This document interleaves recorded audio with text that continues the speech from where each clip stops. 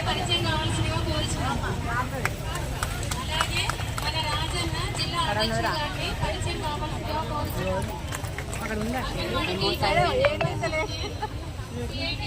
నాయకురాలు మన కార్యదర్శి స్నేహ బిందకని పరిచయం కావాల్సిందిగా కోరుచున్నాము. అలాగే మన అంగన్వాడీ జిల్లా ఉపాధ్యక్షురాలు తిరుపతక్క గారిని పరిచయం కావాల్సిందిగా కోరుచున్నాము. అలాగే